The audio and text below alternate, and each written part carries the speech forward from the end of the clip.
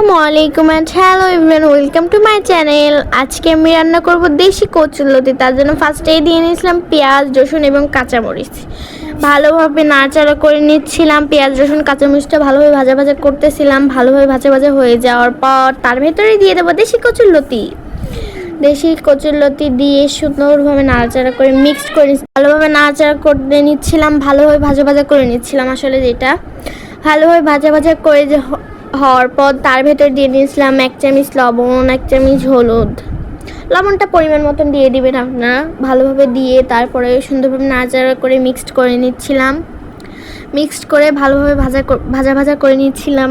একটা সুন্দর ভাজা ভাজি হয়ে গেলে সুন্দর একটা স্মেল আসবে বা ফ্লেভারের মতো আইটেম। তারপরে দিয়ে নিয়েছিলাম রসুন বাটা, জিরা বাটা এবং সরিষা বাটা।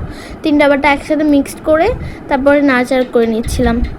নাড়াচাড়া করে নেওয়ার পর তার ভেতরে দিয়ে নিয়েছিলাম পানি দিয়ে সুন্দর করে জাল দিতে বসে নিয়েছিলাম। একদম শুকিয়ে গেলে আমার কচুরলতি রেডি। কিন্তু মাঝখানে দিয়েছিলাম ইলিশ মাছের ভাঙাচোরা। ইলিশ মাছের ভাঙাচোরা বলতে ইলিশ মাছ কেটে কেটে অর্ধেক করে দিয়ে নিয়েছিলাম। দিয়ে একদম শুকিয়ে নিয়েছিলাম পানিটা।